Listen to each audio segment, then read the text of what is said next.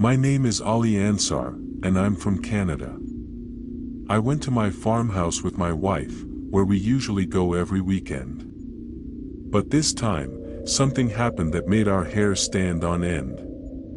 In front of our farmhouse, there's a house that has been closed for many years. That night, we heard some noises coming from that house. I told my wife, let's see what these noises are.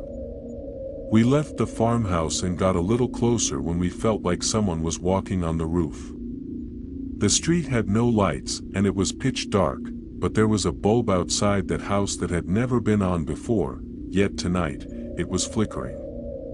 As we got closer, we saw a strange woman with long hair and eerie light glowing from her eyes. She started laughing loudly. We were terrified and ran back to the farmhouse. Since the farmhouse was far from our home, we couldn't leave. We spent the whole night praying. The night passed like that. The next morning, we saw a man near that house and asked him if someone had moved in. He replied in shock, "This house has been locked for the last 20 years." We told him what happened last night, and he laughed, saying, "Are you kidding me? There must be some misunderstanding, this isn't possible." We went back to the farmhouse, and the second night, we heard knocking on our door at 1 a.m. When we looked out the window, no one was there. Suddenly, crying sounds started. As we stepped outside, a woman, crying, told us that her husband had killed her 20 years ago and buried her in the basement of that house. She said she's been crying ever since, wanting her body to be properly buried and her children to know what happened to her. We rushed back inside and locked the door. When we looked again, she was gone. The next morning, we left the farmhouse. After this incident, we couldn't sleep for 2 nights. The next weekend, my wife and I gathered courage and went back. Everything was fine, and we didn't hear any noises. But as we were leaving on Sunday night, we glanced at that house. Everything seemed normal. We thought maybe what happened earlier was just our imagination. However, 10 minutes after leaving, my wife saw faint smoke rising in the rearview mirror. Only Allah knows what that smoke was. The road back home was deserted, surrounded by dense trees. It was around 9 p.m., and no one was around since farmhouse areas are usually isolated. As darkness grew, we turned on the car's high beams. Suddenly, the same woman appeared in the middle of the road, laughing in a terrifying way. We were horrified, and I slammed the brakes, but when we looked again, she was gone. Believe me, she was really there. Both my wife and I saw her clearly. We were so scared that I couldn't even drive or step out of the car. My wife started reciting prayers, and we stood there in shock, not understanding what had happened. Later, we heard sounds on the car's roof, like someone walking. We ignored it, thinking it was our fear playing tricks on us. But deep down, we knew something was wrong. Somehow, we made it home and spent another restless night. This time, we were so terrified that we decided to sell the farmhouse. 2 days later, I took the car for servicing. What the mechanic showed me was unbelievable. There were large dents on the roof in the shape of human footprints. It was as if someone had walked on it.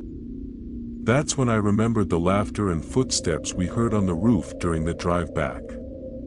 I left the car there and took a taxi home. When I told my wife, we realized it was the same woman who had asked for our help, and we had ignored her. Now, it seemed she wanted to tell us her story again. After all this, we decided to finally sell the farmhouse and the car. Our family and friends didn't take our story seriously, but only we know what we experienced.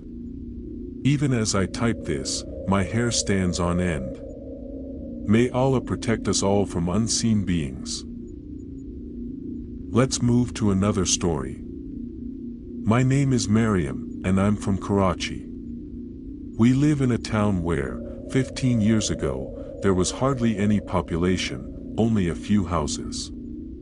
Since we moved here, small strange incidents keep happening. A scholar once told us that a whole family of jinns lives in our house. Our house is built on 400 square yards and has 4 floors. Behind the ground floor, there's an alley where we've seen a lot of paranormal activity, shadows moving, dark figures. Once, my aunts were talking in a room connected to that alley when they saw my cousin, Shiza, a 6-year-old girl, standing in front of the mirror, fixing her hair. They asked if she had come back home, since she was supposed to be out, but she didn't respond, just stared at them for 10 to 15 seconds before leaving. 2 hours later, Shiza and her family returned. When my aunt asked if they had come back earlier, they said no, Shiza had been with them the whole time. Similar things happen often, people see someone who isn't really there. Once, my mom saw my grandfather entering our room, but when she turned on the light, no one was there. Later, she saw him coming upstairs with the rotis she had asked for. When I was 10, I woke up at 3 a.m. and saw a little girl in a white dress standing near the TV, facing the door. I called out, thinking it was my sister, but she didn't respond. When I got up, she vanished. Our house has a garden with a hut where an old man with a Quran and Tasbih was seen, telling us to keep the house clean and avoid noise. We eventually moved out, but these experiences stayed with us. Let's move to another story. I'm from Mumbai, and this incident happened 3 to 4 years ago when we moved to a rented house known to be haunted. People said jinns lived there, but I wasn't scared. Before fully moving in, I stayed there alone to shift belongings.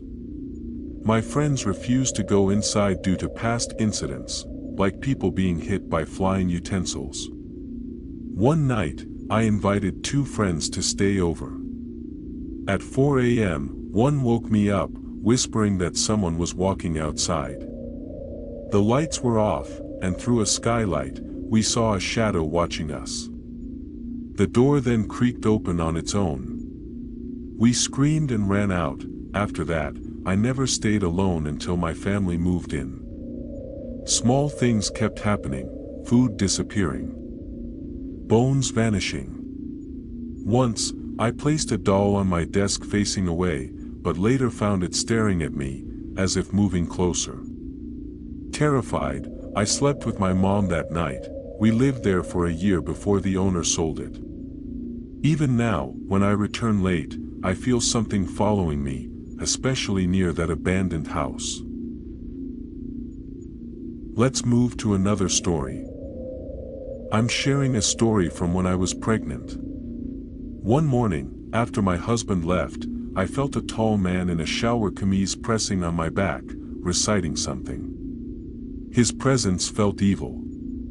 I couldn't move, as if weighed down. When his breath touched my ear, I started reciting prayers too. After reciting Surah Clause, I broke free, drenched in sweat. Later, my baby was born with breathing issues. Doctors couldn't explain it. After treatment, he recovered. During my pregnancy, I kept dreaming of dead people asking for things, which is considered a bad omen. This taught me, if something feels negative, recite prayers and trust Allah. That's all for today's stories. If you liked them, don't forget to like the video. Take care, remember me in your prayers, and I'll see you in the next interesting story.